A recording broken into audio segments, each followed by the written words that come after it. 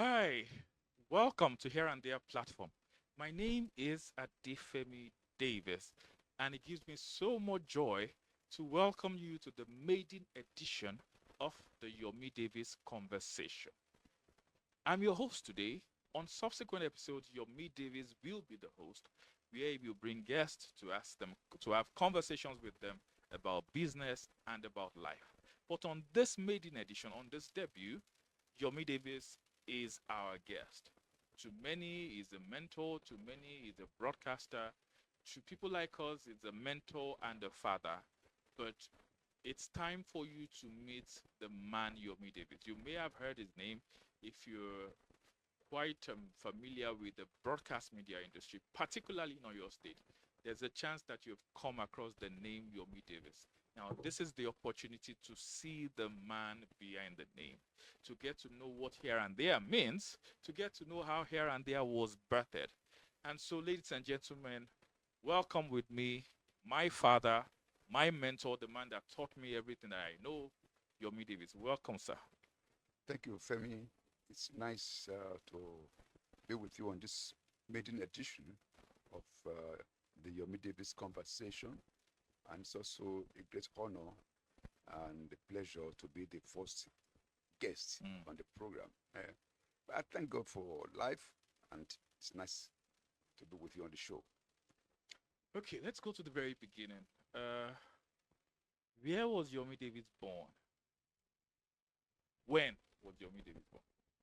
Yeah, Yomi Davis was born 73 years ago, Wow. precisely on March 11, 1953, in the place called Benla.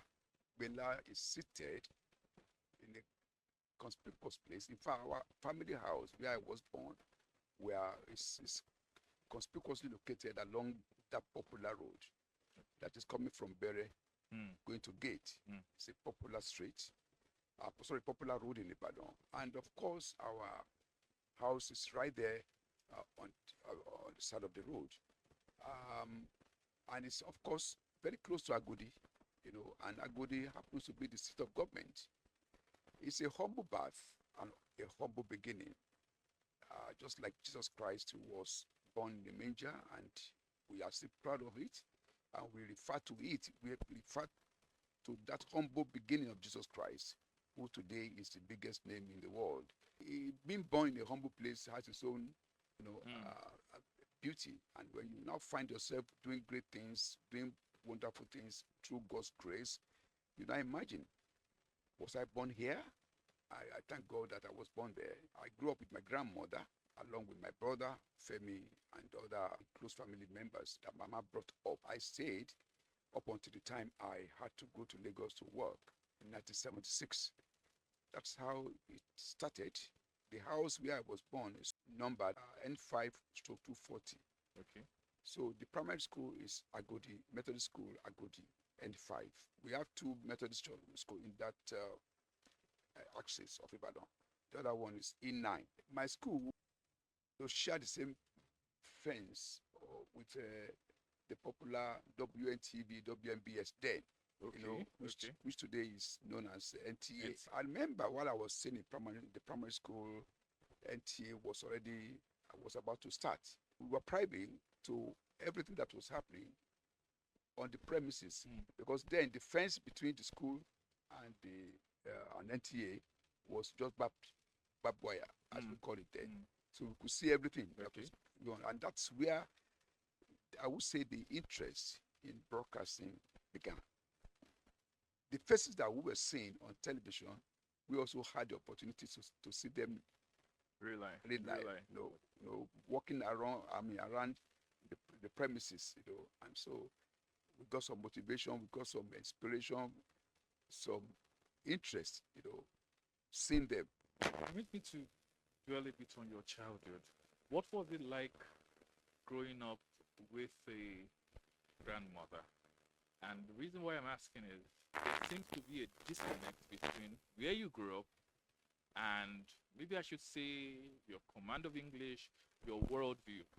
How did your grandmother, or I'm assuming your grandmother now, shape your worldview to the point that you didn't think like, in quotes, a local boy?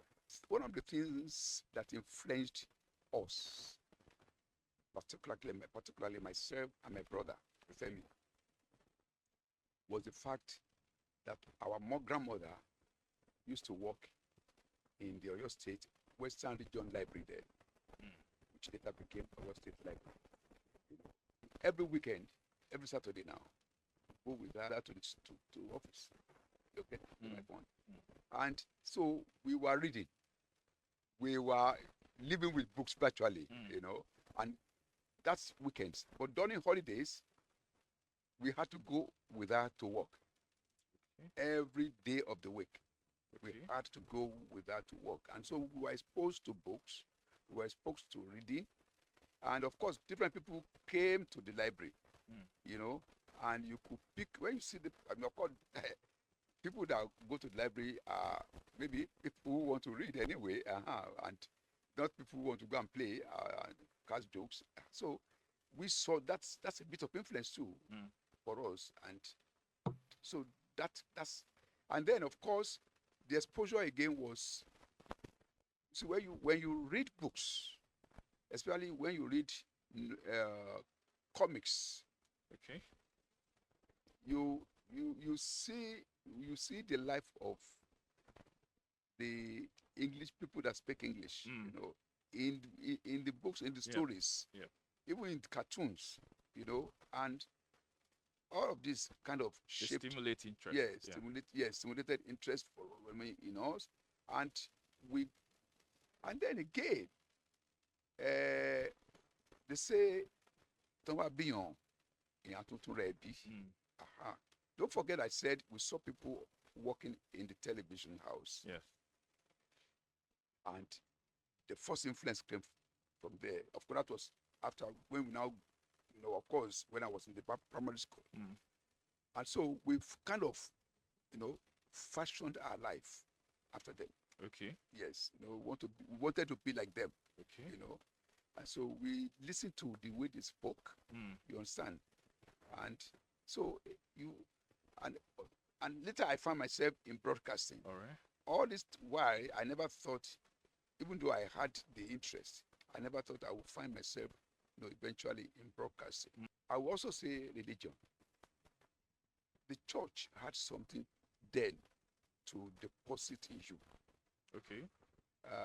We were always going to church, Mm. always following our grandmother to church. Mm. And so we grew up living lives that I would say have meanings, Okay. because we hear the word, even though we're very, very young, and we grew up with that. Most times, all our ministers in the church will come to our house, because my grandmother was, how do I describe her? A well-respected Member of the church. Okay. So they will come to Which church did you attend? Methodist Church. Methodist church. Agodi. Okay. All right. They will come to our house. We'll see the way they, what they were doing. When we went to church, the environment of the church, you just try to develop yourself. Mm. But I would say a lot of it came through self-development, Okay. majorly through self. It's one thing to see people around you. It's another thing to tap from them and to want to fashion your life after them. Maybe because you like what they're doing anyway. So, and you have to develop yourself along that line. Your foray into Lagos. What informed you of Lagos? Oh yeah.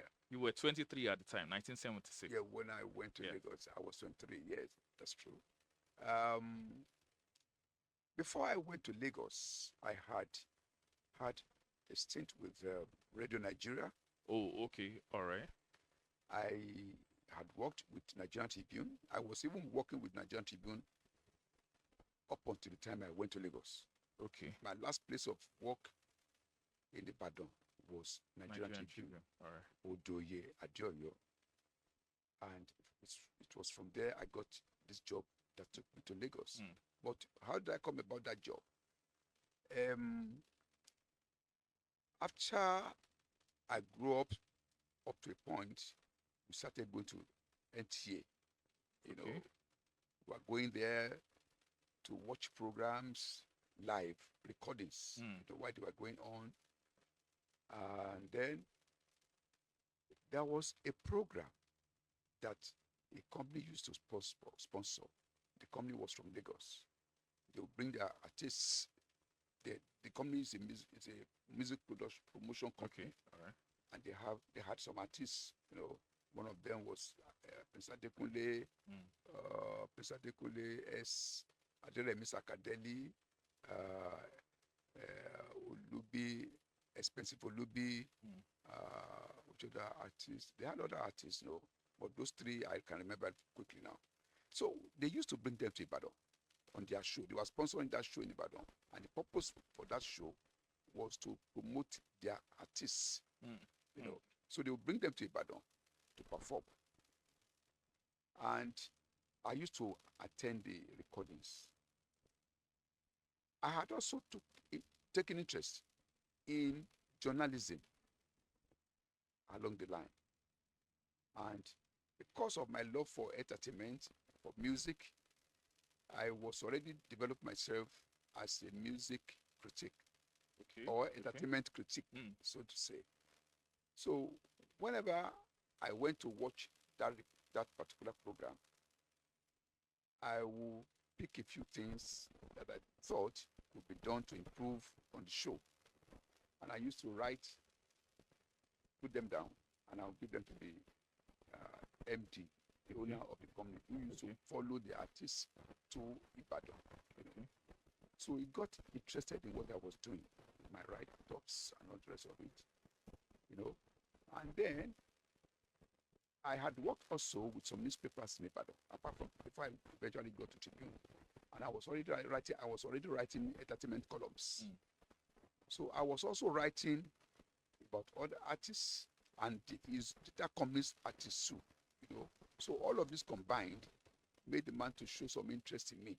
Well, you could also do this for us if you don't mind and things like that. The company didn't have a PR officer then, so the man just spoke to me that asked if I could come to Lagos to become the company's PR manager, publications manager. Well, I was still very young, so I discovered with my grandmother, Okay. that this is the offer I got, and I was already by that time, all these things that I'm talking about, when over a period, over some years, I was doing programs on Radio Nigeria. I was writing entertainment columns. I worked with Sunshine newspaper. Okay. I worked with Tribune. All these spanned over, say, about 4 years. Now the man threw the offer at me. I told my grandmother, and I said the man should come and see him. Mm. You know, Mm. and the man came to our house in Binla and promised my grandmother that he would take care of me. How were you communicating then? You said you tell the man to come and see. What was communication like? I'm looking back now, wondering how easy was it to, I don't know, communicate somebody's ideas, was it all just letters or were there telephone Yeah, lines at the time? of course, not telephone, Okay. certainly. Like I said, the man used to come to Ibadan. Okay. Then number two, I know I talked about self-development. Mm. While I was young, I tried my hands on many things. Okay. I've never seen anything impossible in life. I learned typing. I did a lot of things. I was a fine artist, and I designed even for the company. Even when I had not joined them. Mm. I designed a letterhead for them. Mm. I remember that very, very well. The type that man had never seen. Mm.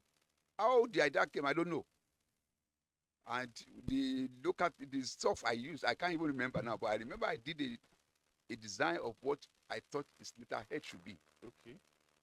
These were things that actually fascinated the man, And I was young. I was doing so many things. I was just trying my hands on many things. I remember I even started, I was even writing a book.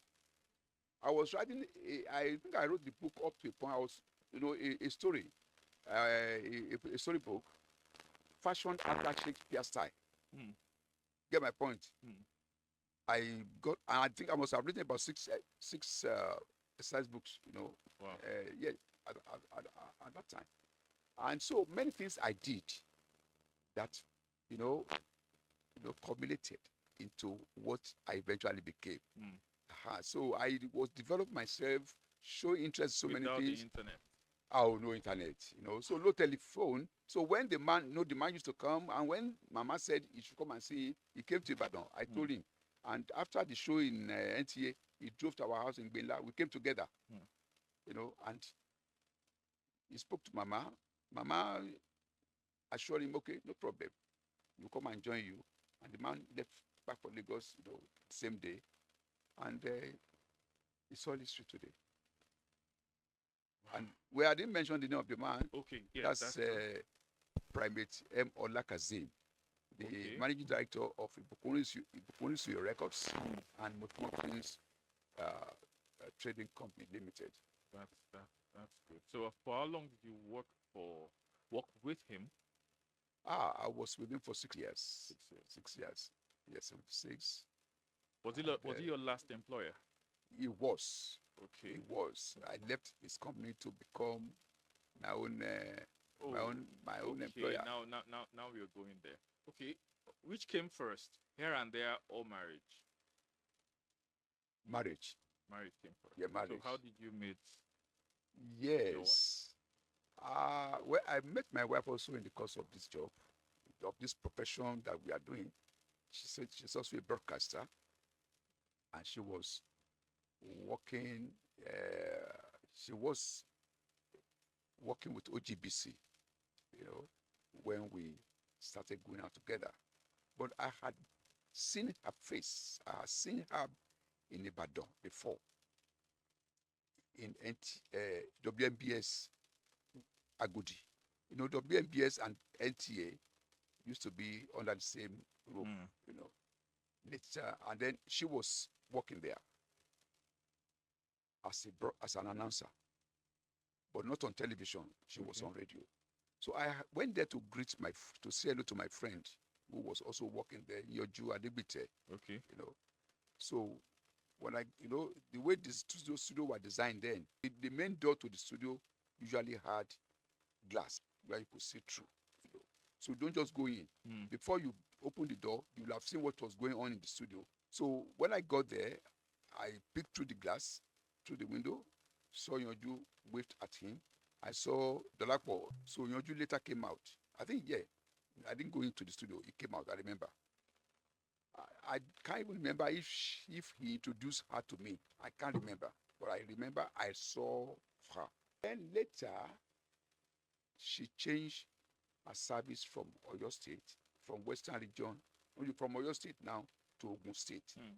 because Ogun State had just been created, and when they wanted to have their own radio station, they had to pick people, their own indigenes who were in other media houses. Okay. And my wife was one. She's from Abeokuta, Mm. so she had to transfer her service to Ogun State.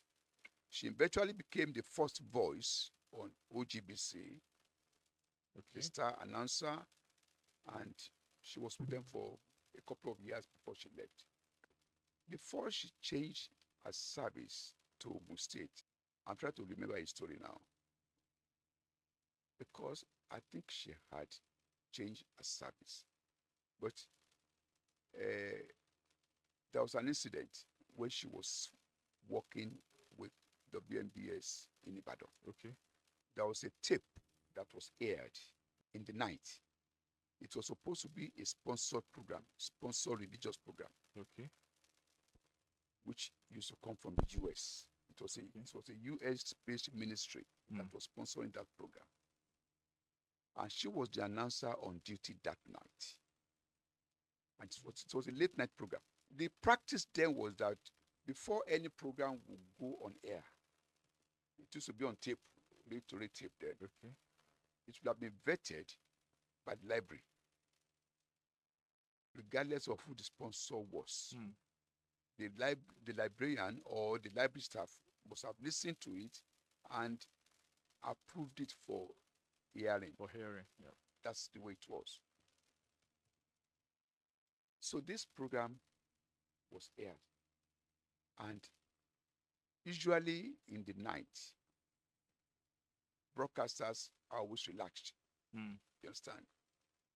So my wife, as the announcer on duty, was not listening. Other staff on duty too were not giving good listening to the program. And then suddenly, somebody at home was in his own house, which was not too far from NTA. He was also working in NTA there. Okay. Okay. His house was not too far from the station.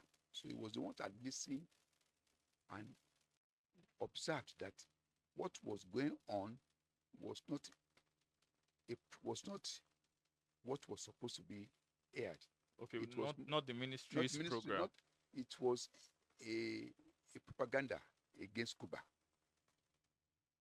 against the government of Cuba. Okay.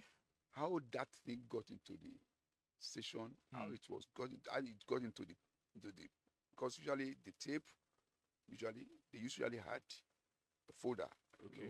a box, and so the man rushed to the station and stopped the program before it ended. But I mean, I think it must have gone 20 minutes. Of course, they issued queries normally, but everybody thought it was over. Until somebody working with Nigerian Herald, a journalist working with Nigerian Herald. Nigerian Herald used to be a publication of Kwara State government, Okay. and he now wrote a long piece on that propaganda, on that story. It was during the military. And they came heavily from Lagos. The seat of government was in Lagos then. Okay. All right. So they came all the way from Lagos and arrested people at the station. Not in the night. I mean, yes. This one must be months after. My wife too had changed from WNTV. from because I remember that the reason why I remember this story is that my wife and I had already started cutting. Okay. When this thing happened, and I remember following her to Sketch newspaper, for interviews, because Sketch as a government newspaper also took interest in the story. They arrested her, they arrested Baba Faleti, they arrested other people, who were linked to the program or who were on duty when the program was aired. They took them to Yagonku. They took Baba Faleti to Lagos. Baba Faleti was detained for weeks. But my wife, because she was a young lady, a young girl, so to say, and of course she was just an announcer, they released her, but she was reporting, at Yagonku. And then Sketch newspaper also took interest, and I followed her to Sketch Press 2 or 3 times, and our picture was even used on the front page of Sketch newspaper to illustrate the story on 2 occasions. I don't know if I can still lay my hands on the paper, so all this made me to remember that she had transferred her service when the incident came up. Yeah. So we met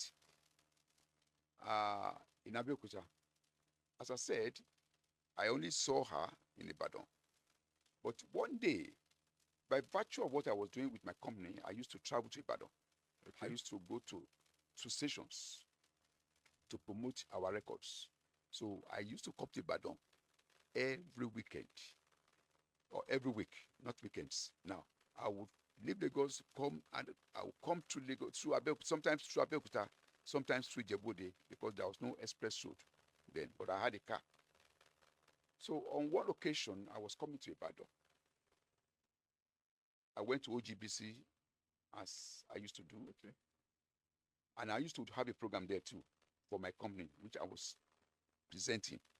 So I had finished with my program on OGBC, then took a friend, gave a friend a ride, Toye Oladimeji. I gave me a ride. Toye was working in the library of the station. He also left Ibadan for OGBC. Now, we drove together up to a place in Abeokuta, and we now saw my wife coming, walking towards us. The Toye said I should park, that he wanted to greet her as colleagues. Toye now told her that introduced me to her, said my friend is going to Ibadan. No, my wife now said, I just want to drop this thing. She went to the market for the auntie she was living with. Okay. And she All said, right. well, I just want to drop this thing and go to Ibadan. My friend now said, my friend is also going to Ibadan. We can go together. So we waited for her to drop those things, and she joined us in the car.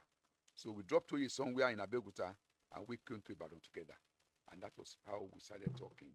And then the friendship started. I remember I got to Ibadan. I think I went to their house in Akpata, and then that's how we met. And then today we are together. Okay. So did two of you come to Ibadan together to start Here and There?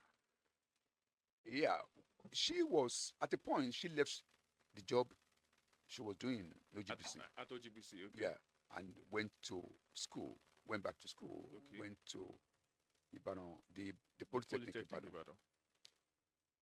And we married while she was in school. Okay. Yeah. And then later, I was still in Lagos. I was in Lagos. And after a while, I decided to come to Ibadan, to start my own business. While I was still in Lagos, she came to Lagos to do our internship, 1 year internship, which she did at the company that produced Sonny Okosun. Okay. Had Ayinla Mawura. Okay.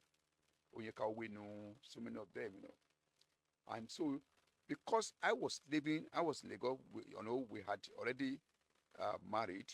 So eventually, after she finished, 1 year, she went back to school, and then I was always coming to Ibadan anyway to see her. I later decided to come to Ibadan to work, to do business, Along the line, my wife also finished.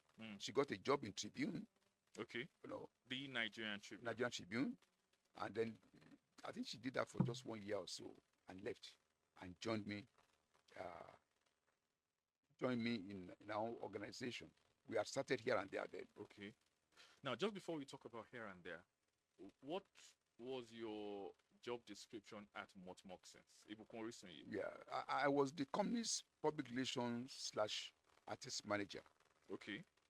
So I was, apart from handling the building the image of the organization,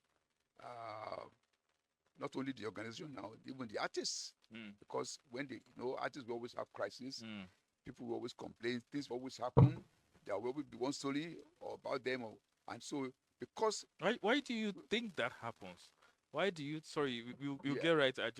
Why we're learning here. Why do you think controversies around entertainers? Because the job they do is public based.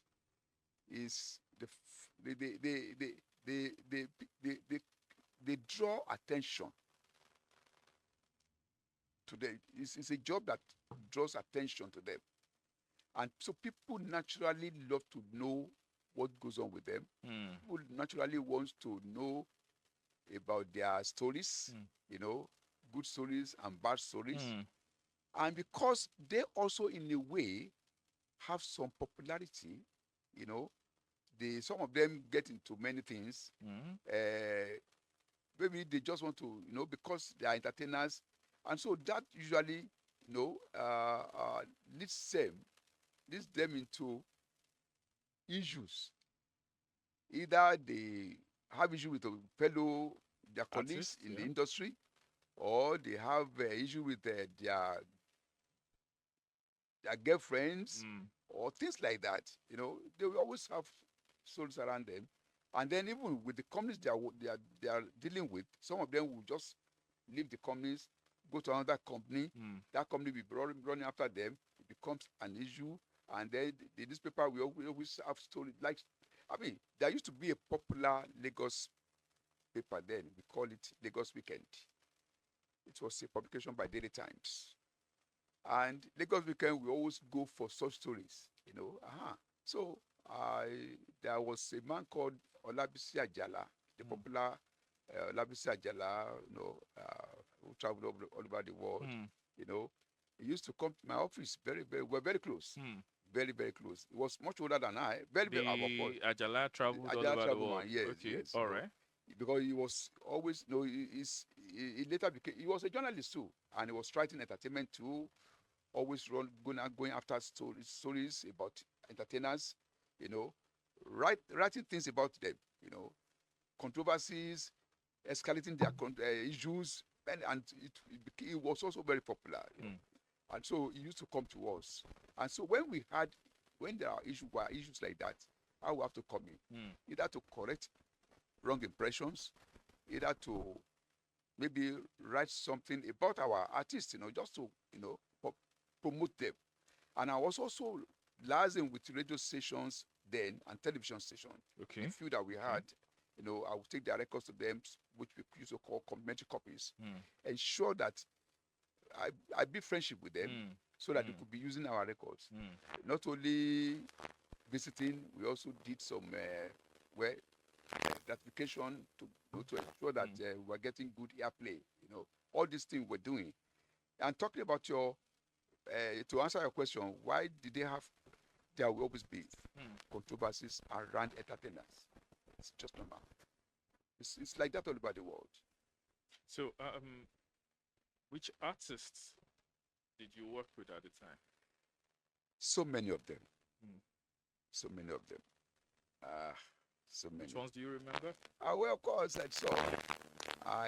The ones that belong to the company, I mentioned them earlier. Prince Adekunle, Shino, Shino Adekunle, as people used to call him then, Mm. Shino Peters, Mm. and then later Shino and Adewale, Shino Peters and Shegun Adewale, when they came together to form a band. Express Folubi, Oluremi Sakadeli, Salawa Abeni, uh, uh, Ebenezer Obey, Okay. King Sonny Ade, uh, so many of them, so many. So Would you like to share with me experiences that you had working with, for example? Do you remember anything in the course of your friendships, like professional relationships? yes, I remember very well that I met Sonny Ade through Professor Pella. Okay, okay. Yes, through Professor Pella. As at that time, my company had not, well, they had done some with Sonny Ade, but I wasn't, I had not joined them then. It wasn't long after that I joined the company. But I had known Professor Pella before, uh, in the course of my job in Ibadan, because we used to go to Lagos to scout for news, Okay. entertainment news now. Mm. And sometimes at least once a month, we go to Lagos. Myself and I was working with Sunshine newspaper then. I had a photographer, Toyin. We used to travel together. So he would follow me and we take pictures. I would do my stories, we'll come back to Ibadan. And on one of our visits, one of the people I went to do a story for was Professor Pella. Okay. So we were in his house, that's in the sitting room that day. He had just had, I think I'm missing it now. No, it is the other way. Okay. I knew Professor Pella through King Sonny Ade. Okay. Okay. Yes. Because I remember that we were in in Sonny Ade's house, sitting room, when Professor Pella came in. He had just had a new baby Mm. and wanted to do the naming ceremony. So he came to invite King Sonny Ade to come and play at that event. So he came in, and that's how I got to know Professor Pella. I wasn't married then. Okay. I remember I wasn't married because at my marriage, Professor Pella, played a major role. So that's the story. Um, so because of my company, because Christian Ade had started doing something with my company, I got to work with him too, just for promotion. And I remember we released a song. And this is the very end of the first part of this conversation. Join me in the next video for the second part.